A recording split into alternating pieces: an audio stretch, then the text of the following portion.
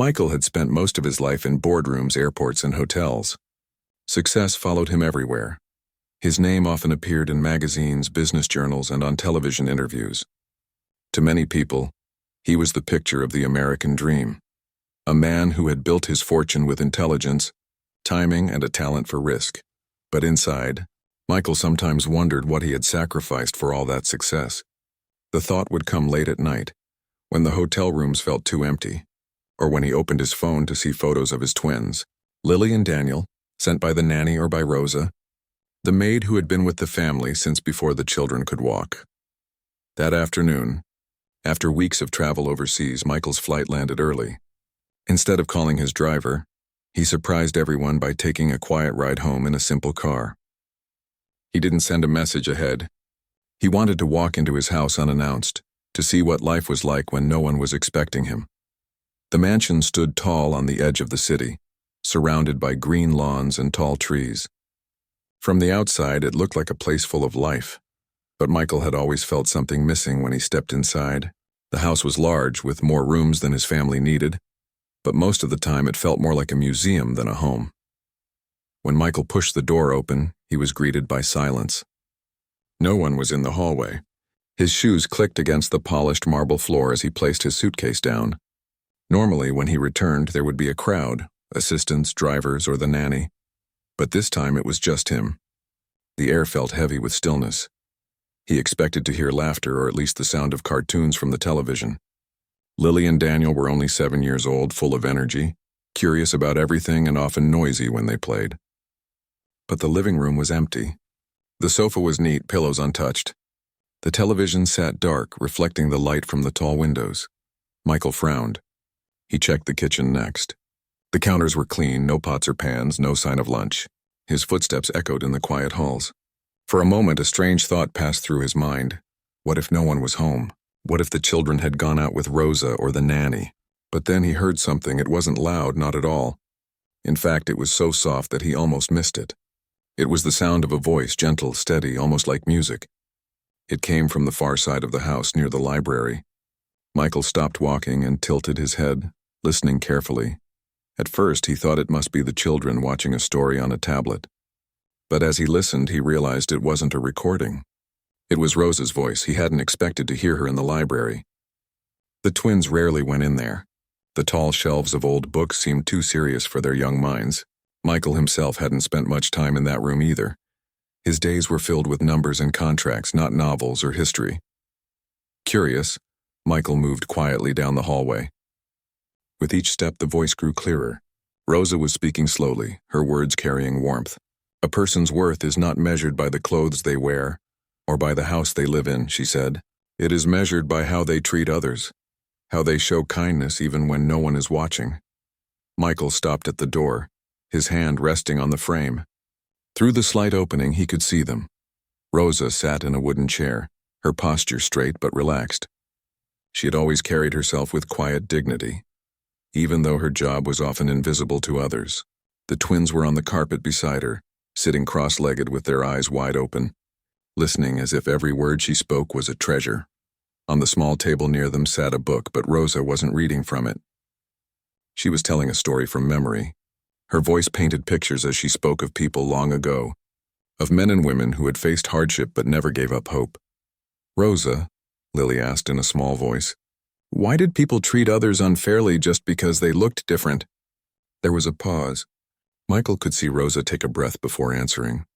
Her face softened. Because some hearts were blind, my dear. They did not see the beauty in others. They saw only what was on the outside. But when people learn, when they open their eyes, they begin to understand, and understanding brings respect. Daniel leaned forward, his brows furrowed. But what if someone is mean to us? Do we be mean back? Rosa smiled gently. No, Daniel. If someone is unkind, you do not have to follow their path. You show strength when you choose kindness instead of anger. You show courage when you stand up for others, even if your voice is small. Michael's chest tightened. He had spent years teaching his children about business, money, and the importance of education. But he had never sat down with them to explain these truths, about dignity, about love, about fairness. He thought those lessons would come naturally or that schools would take care of them. Yet here was Rosa, giving his children wisdom he had forgotten long ago. He remembered his own mother years back, in a small kitchen where money was scarce but love was rich. She had told him something similar when he was just a boy. Never forget, Michael, your wealth is not in your pockets. It is in your heart and in how you treat the people around you. But as time passed, as success became his compass, Michael had buried those words. Standing at the library door now, hearing Rosa pass on the same lesson to his twins, the memory returned with sharp clarity. The children nodded at Rosa's words, their little faces full of wonder. Michael felt a strange mix of pride and shame. Pride because his children were learning something so important. Shame because it wasn't him teaching them. He stayed there quietly, afraid that if he entered, the moment would break. For the first time in years, Michael felt like an outsider in his own house, watching as Rosa filled a role he hadn't realized was empty. And as he stood frozen, listening to her gentle voice weave through the library, he began to understand that what he was witnessing wasn't just a simple afternoon lesson. It was something far greater. It was the shaping of his children's hearts. Michael remained still at the library door. He didn't want to disturb the scene unfolding in front of him. His twins were leaning closer to Rosa, their faces glowing with curiosity. They weren't restless, they weren't distracted. Instead, they were listening as if the world outside the library didn't exist. Rosa's voice was steady, carrying warmth that wrapped around the children like a blanket. She continued her story, painting it with simple words, yet every word carried a weight that reached deeper than any fairy tale. Many years ago, Rosa said, her eyes soft but serious, there were children just like you, Daniel and Lily. They laughed, they played, they dreamed. But the world they lived in was not kind to them. People judged them because of their color, because of their families, because of things that should never have mattered. But those children grew up strong. They learned to stand tall even when the world tried to push them down.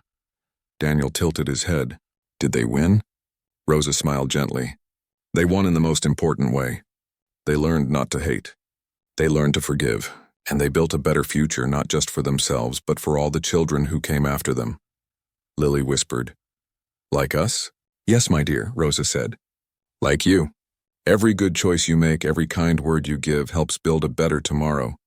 Michael felt his throat tighten. He had been gone so often that he sometimes worried his children only saw him as a visitor, someone who arrived with gifts and left with promises to come back. But now he saw them being shaped by something he had not planned, a kind of education that had nothing to do with books, numbers, or grades. It was about heart. Rosa leaned back in her chair, her hands resting gently on her lap. Tell me, Daniel, Lily, she said, what do you think makes a person great? Daniel thought hard. He was the more outspoken twin, always eager to answer first. Someone who is strong, he said proudly. Like the heroes in the movies. Lily giggled softly. I think someone who helps. Like when you tie my shoes or when Daddy fixes things. Rosa nodded, her smile wide but thoughtful. Both of you are right in your own way. Strength is good and helping is good. But true greatness, she paused, her voice lowering, comes when strength is used to help, not to hurt. When people use what they have to lift others up, not to push them down. Michael's chest ached. Those words pierced through him.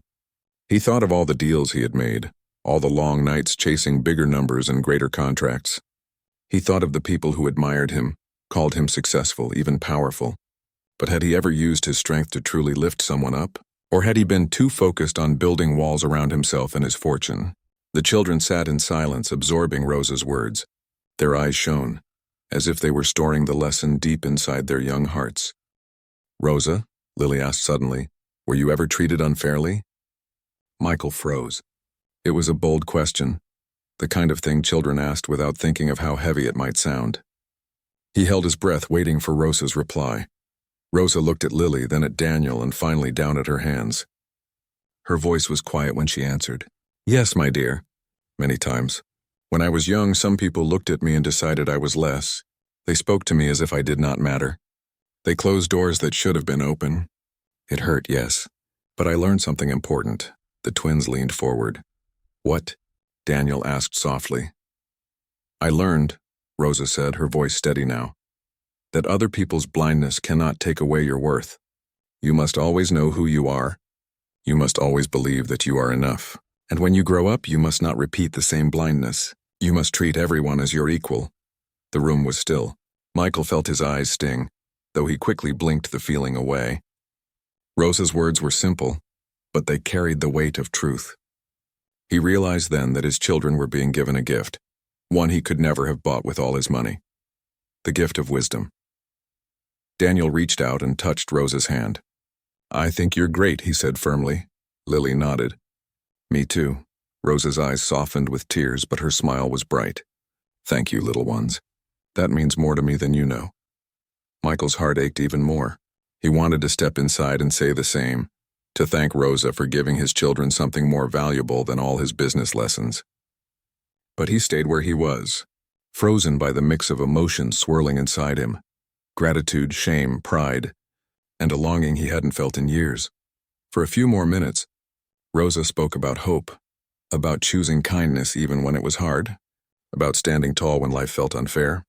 The children listened, nodded, and asked questions, their voices innocent but eager to learn. And then Rosa closed the book that had been resting on the table, though she hadn't read from it at all. "That's enough for today," she said softly. "Remember what we talked about. Greatness is not in what you own.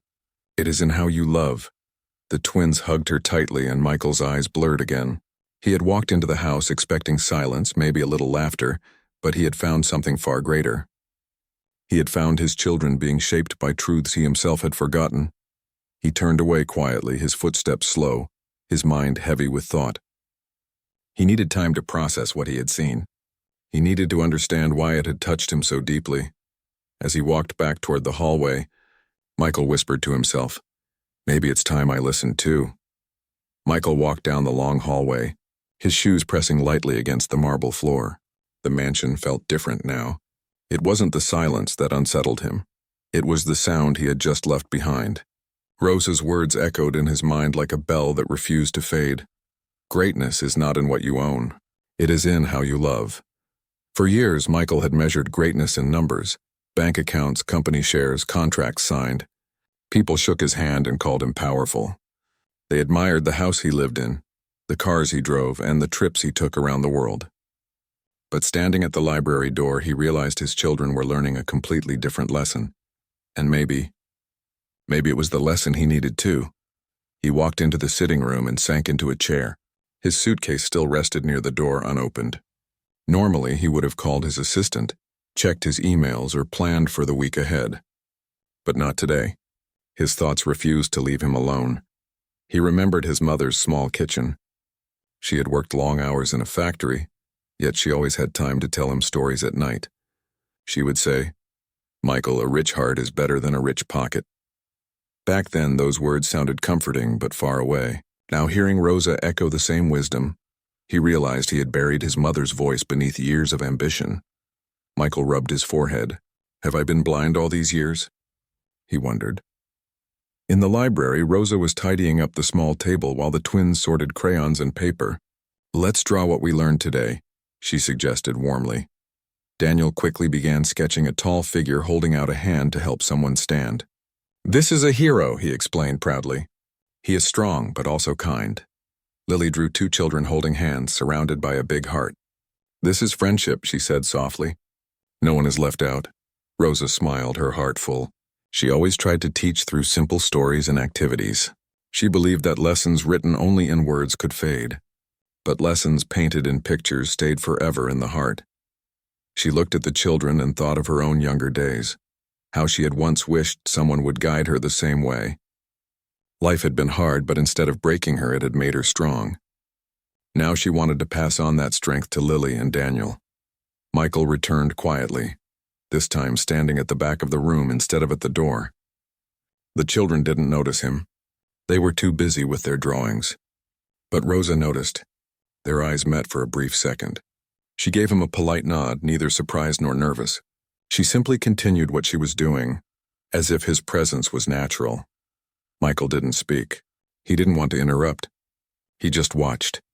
"Daniel, Lily," Rosa said, kneeling down so her eyes were level with theirs. "Remember something important. People will not always remember what you own. They will not always remember what you say, but they will always remember how you made them feel. Lily tilted her head. Like when you hug us? Rosa chuckled. Yes, my dear. Exactly like that. Michael felt something stir inside him. When had he last knelt down to look into his children's eyes? When had he hugged them without rushing, without thinking of his next meeting or next flight? He couldn't remember. The twins soon ran off to place their drawings on the refrigerator, their laughter filling the hallways. Michael stepped forward slowly, his voice soft. Rosa. She turned to him, standing tall, her expression calm. Mr. Michael, she said respectfully. For a moment, he didn't know what to say. His words tangled in his throat. Finally, he managed. I heard what you were telling them. Rosa's eyes held kindness, but also honesty. Children need guidance, sir. Not just lessons from school. They need to know who they are and why kindness matters. Michael nodded slowly, his gaze lowering. You're right. I should have been the one. His voice trailed off. You are their father, Rosa said gently. And that means you are always part of their lessons, whether you speak or not. They watch you. They learn from what you do. You still have time to show them. Her words struck him deeper than he expected. He realized that silence and absence were also lessons, the wrong kind. If he stayed away too much, the children would learn that success mattered more than love. He could not let that happen. Later that evening, Michael sat at the dining table with his twins. The food was simple that night, grilled chicken, rice, and vegetables. Yet it tasted better than any meal he had eaten in a luxury hotel. Perhaps it wasn't the food at all, but the company. Daddy, look what I drew, Daniel shouted, showing him the hero figure. Michael studied it carefully. That's wonderful, he said with genuine admiration. And what's he doing? He's helping someone up, Daniel explained proudly. Michael felt a lump in his throat. That's the best kind of hero, he whispered. Lily slid her paper across the table. And mine is about friendship. No one is left behind. Michael reached across and squeezed her small hand. That's beautiful, Lily, I'm proud of you. The children's faces lit up at his words. Rosa, who was serving water, noticed the change in Michael's voice. He wasn't just speaking as a guest in their lives. He was speaking as a father. After dinner, the twins ran to the living room to build a castle out of blocks. Michael stayed behind for a moment, looking at Rosa. Thank you, he said quietly. Rosa tilted her head. For what, sir? For teaching them what I should have been teaching, he admitted. For giving them what money can't buy. Rosa gave a small smile. Children need many teachers, Mr. Michael. Sometimes it takes more than one voice to guide them. Michael nodded, his heart heavy yet hopeful. Maybe it's time I become one of those voices again. That night, when the children finally went to bed, Michael lingered in their rooms, watching them sleep. Their faces were peaceful, their small chests rising and falling with each breath. He whispered softly, though they could not hear. I'll do better. I promise. And for the first time in a long while, Michael believed his own words. The night passed quietly, but Michael could not sleep. He lay in his large bedroom, staring at the ceiling, hearing Rosa's words echo over and over in his mind. They watch you. They learn from what you do. Those words carried more weight than any business deal he had ever made. He realized with pain that he had spent so many years away from home that his children might remember his absence more than his presence. He turned on his side, looking at the framed photographs on the bedside table. There was one of Lily and Daniel as toddlers sitting on his lap, their tiny hands holding his tie. He remembered the day clearly. He had been rushing to leave for the airport, but they had begged him to sit for a picture. He had agreed only because his wife at the time insisted. At that moment, he hadn't realized how precious that single photo would become. Michael sighed deeply. What kind of father have I been? The next morning, the house stirred with life. The twins woke early, their voices filling the hallway with laughter. Michael came down the stairs, not in his usual suit, but in a simple sweater and jeans. He wanted to feel like a father at home, not a businessman visiting. In the kitchen, Rosa was preparing breakfast, pancakes with fruit on the side. Lily and Daniel were already seated at the table, waving their arms as they tried to tell Rosa about a dream they had. Good morning, Michael said softly, stepping in. The children turned, their eyes wide. Daddy, you're still here! Michael smiled faintly, though his heart tightened at their surprise. Of course. Where else would I be? Daniel giggled. Usually you're flying away somewhere. Michael winced at the truth in his son's words, but he forced a warm smile. Not today. Today I'm all yours. The twins cheered, and Rosa looked over with quiet approval. After breakfast, Michael suggested a walk in the garden. The children jumped up, eager to show him the small tree they had planted months ago. Rosa followed them outside, carrying a basket of laundry that she planned to hang in the sun.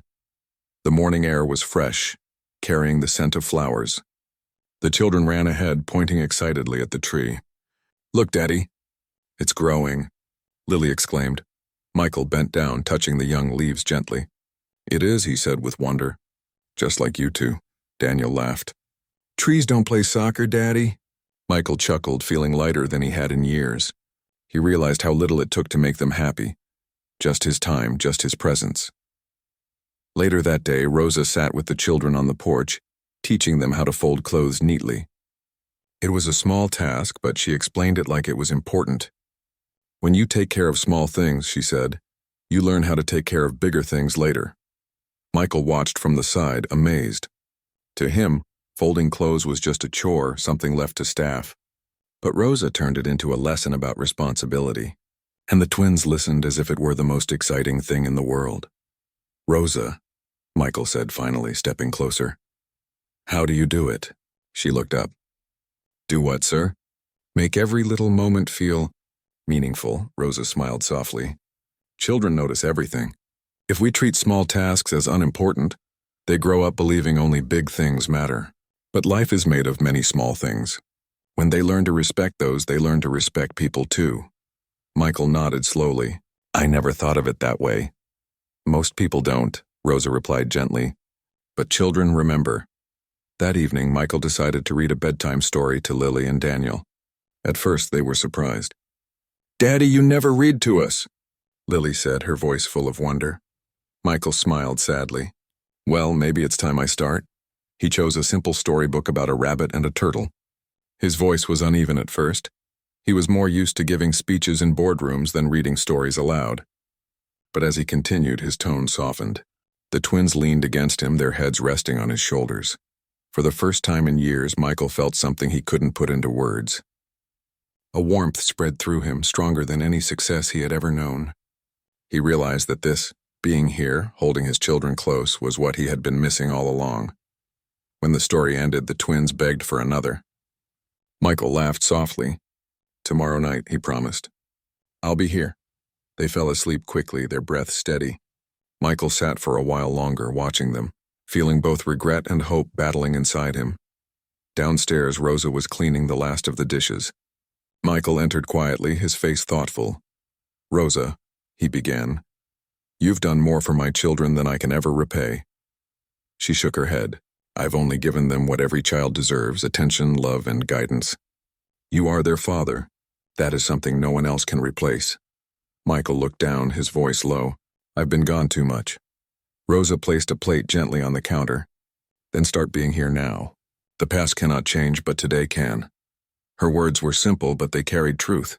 Michael felt a new resolve form inside him. He would not let wealth or business rob him of the chance to be a father anymore. That night, lying in bed, Michael thought again of his mother. He remembered her calloused hands, her tired eyes, and her gentle voice saying, The richest man is not the one with the most money, Michael. It's the one whose children run to him with open arms. And as he replayed the evening in his mind, the twins' laughter, their sleepy heads resting on his shoulders, he knew he wanted to be that man. Tomorrow would be another chance. And this time he would not waste it. The morning sun poured through the tall windows of the mansion, casting long shadows across the polished floors. Michael awoke earlier than usual, a feeling of determination settling over him. For weeks he had been away, caught in the whirlwind of business trips, meetings, and endless phone calls. But yesterday had changed something inside him. He dressed quickly in simple clothes and made his way downstairs. The house was quiet, save for the soft humming of Rosa as she tidied the kitchen. She looked up as he entered. Good morning, Mr. Michael, she said with a polite nod. Good morning, Rosa, he replied. But this time his voice was different, less formal, softer, carrying warmth. Rosa noticed it immediately. She had always seen Michael as a strong businessman, confident but distant. But now there was something different, something human. Are the children awake? He asked. They are playing outside in the garden, Rosa answered. It's a nice morning. They wanted to water the flowers. Michael paused for a moment. I'll join them. Rosa gave a small approving smile but said nothing else. She had learned that Michael would do what he wanted when he truly meant it. Outside, Lily and Daniel were already holding small watering cans, laughing as they carefully poured water over the flower beds. The bright sunlight made their hair shine and highlighted the innocence of their young faces. Daddy, Daniel shouted the moment he saw Michael approaching. Come water the flowers with us. Michael knelt down and picked up a small watering can. All right, he said, smiling. Show me how it's done. Lily ran over, holding a tiny potted plant. Here, Daddy. You have to be careful, don't spill it. Michael laughed softly.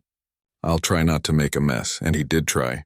But as he poured water on the flowers, he spilled some on the soil and laughed at himself. The twins giggled uncontrollably, running to help him, their small hands brushing against his. It was a simple moment. Yet for Michael, it felt like the richest experience he had ever had. He realized he had missed so many days like this, days when life was simple, full of laughter and full of love. After watering the flowers, Rosa joined them with a tray of fresh juice. You're doing well, Mr. Michael, she said softly, her eyes meeting his. The children enjoy your company. Michael nodded, taking a deep breath. I've realized I've missed so much. I want to change that. Rosa smiled, sensing his sincerity. It is never too late to start. He turned to the children. What do you say we play a game together? The twins cheered. Yes, Lily exclaimed. Michael smiled, feeling a warmth that no boardroom could ever give him. They ran across the garden, their laughter filling the air, blending with the birdsong. Michael felt lighter than he had in years. Later that afternoon, the family sat under the large oak tree in the backyard. Rosa had brought out a basket with small notebooks and colored pencils. She encouraged the twins to draw their favorite memories with their father. Daniel drew himself and Michael building a treehouse, even though it didn't exist yet. This is what I hope we'll do one day, he explained proudly. Lily drew herself, hugging Michael tightly. I love when Daddy plays with me, she said simply. Michael looked at the drawings and felt his heart swell. He had always thought he needed to impress them with gifts or trips, but now he understood that they valued time, attention, and love far more than any material possession. Thank you for showing me this, he said quietly, turning to Rosa. I never realized how much the children need. Everything I've been missing. Rosa looked at him, her expression calm but filled with understanding. Children need guidance and presence. Love is not shown by money but by attention and care. Michael nodded, feeling the truth in her words. I want to be better, for them, and for me too. That evening, Michael decided to take an unusual step. Instead of retreating to his office or checking emails, he stayed with the children as they worked on a small school project. They were learning about animals, and Michael found himself kneeling beside them, helping Daniel create a poster of the jungle while Lily colored a picture of a bird. Daddy, look, I drew the wings big, Lily exclaimed. Michael leaned in and said with genuine admiration, They are perfect, Lily, just like your imagination. The twins beamed at him, and he felt a joy he hadn't experienced in years. He realized that the lessons Rosa had been giving them, about kindness, patience, and attention, were lessons he had been learning for himself as well. Later, after the project was done, Michael noticed Rosa watching quietly from the doorway. He approached her. I think I understand now, he said softly. It's not just about teaching the children. It's about learning with them, being part of their world. Rosa nodded. Exactly. Children learn best when they feel safe, loved, and included. And parents learn too, if they are willing to listen. Michael smiled, feeling the weight of responsibility on his shoulders, but not in a heavy way. It was a responsibility he wanted, one that filled him with purpose instead of stress. Thank you, Rosa, he whispered, for showing me what really matters. She gave a small, approving nod. You are welcome, sir. Now you just need to keep showing them every day. That night, as the children slept, Michael sat alone in the living room. He reflected on the past weeks, the lessons he had missed, the opportunities he had wasted and the love he had neglected to show.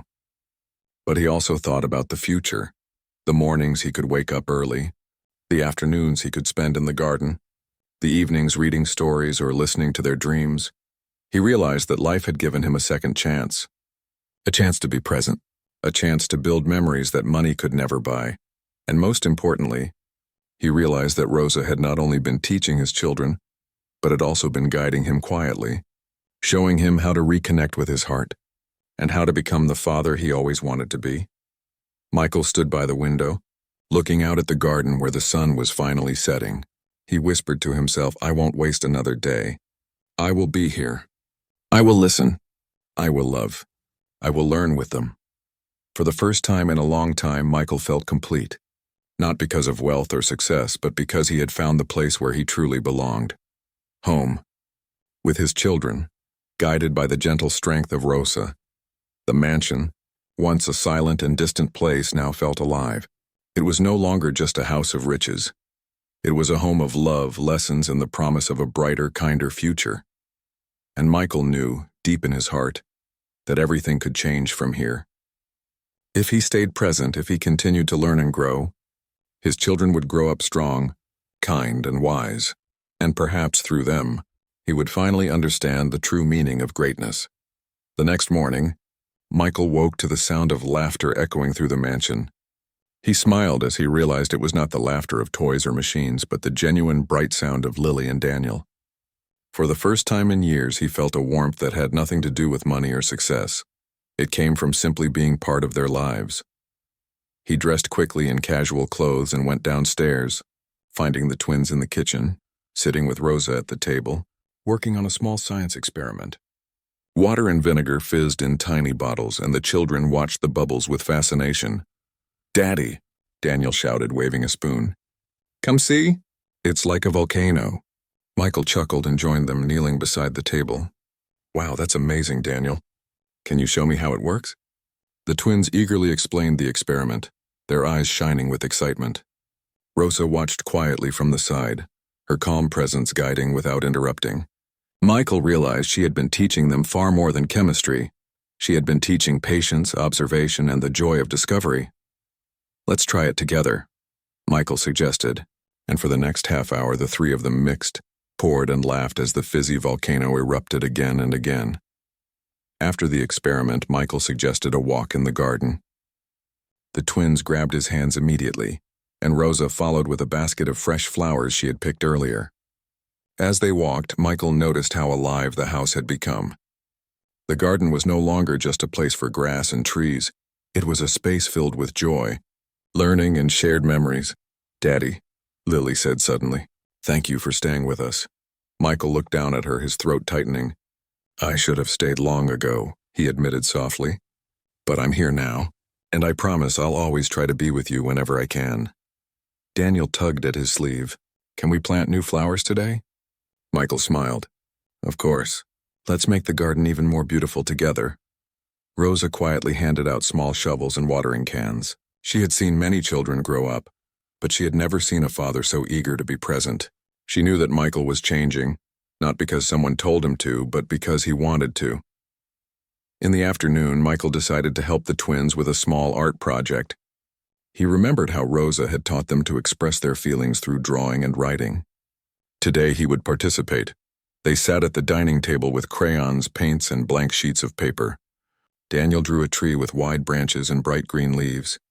"This is our family tree," he explained proudly. Lily drew herself holding Michael's hand, with Rosa standing beside them. "We are happy when we are together," she said softly. Michael looked at their drawings and felt tears prick his eyes.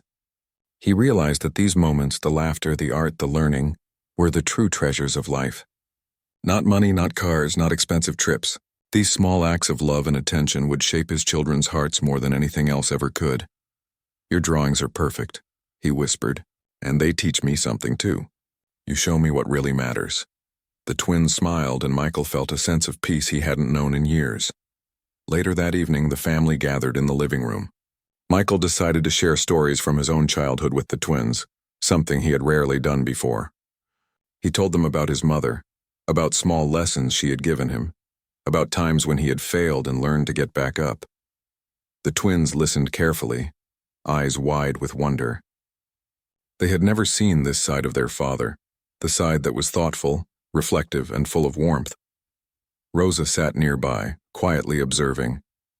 She knew that Michael was learning as much as the children. He was discovering the joy of connection, the satisfaction of presence, and the deep meaning of being a parent. "You know," Michael said finally, "I have learned something very important. I have wealth, yes, but the greatest treasure I have is you two. And Rosa, you've helped me see it." Rosa nodded, her calm eyes filled with pride. "It has always been there, sir. You just needed to see it." As the sun set, Michael took the twins to the porch to watch the sky change colors. The soft orange and pink glow reflected in their eyes. Daniel leaned against his father's shoulder and Lily held his hand. "Daddy," Lily said softly, "I'm glad you are home." "I'm glad too, my dear," Michael replied, his voice steady. "And I promise I will always be here when you need me." Rosa joined them, sitting quietly beside the children. She knew that her job had been done well.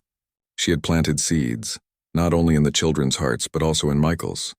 Seeds of understanding, and the true meaning of family. Michael looked at the three of them and realized something profound. Life was no longer about schedules, flights, and meetings. It was about these moments, small, quiet, and filled with love. That night, after the children had gone to bed, Michael sat alone in the library. He opened an old book not to read the words, but to remember the lessons Rosa had been teaching all along. He reflected on how he had missed so much before, but also how he had a chance now, a chance to be a father, a teacher, and a friend to his children. He whispered softly, "I will not waste this chance. I will be the father they deserve." Rosa, standing in the doorway, watched him quietly. She did not interrupt. She knew he had learned the most important lesson, that love, presence, and guidance were worth more than any fortune. Michael turned to her and nodded. "Thank you for everything, Rosa. You've shown me what it means to be a parent." She smiled. "You had it in your heart all along. You only needed to see it." The next morning, the mansion was filled with life once more. Michael spent the day helping the twins with homework, playing games, and even cooking lunch with Rosa. The house no longer felt like a place of emptiness. It had become alive, vibrant, and full of love. Michael realized that he had been chasing success for years, thinking it would make him happy. But true happiness had been waiting for him all along, in the laughter of his children, in the guidance of Rosa, and in the simple moments of togetherness. By the evening, he knew that he had changed, not just for a day or a week, but for a lifetime. He had learned that being a father was not about providing everything. It was about being present, listening, teaching, and loving. And as he watched Lily and Daniel sleep peacefully that night, he whispered once more, "I am home. I am here, and I will never leave again, not for work, not for anything. This is my greatest treasure." The mansion, once quiet and distant, now glowed with warmth. It was no longer a house of riches. It was a home of love, lessons, and new beginnings. And Michael knew that with Rosa's guidance and his own newfound presence, his children would grow up strong, kind, and wise. And he too would finally understand the true meaning of greatness, not in wealth but in love.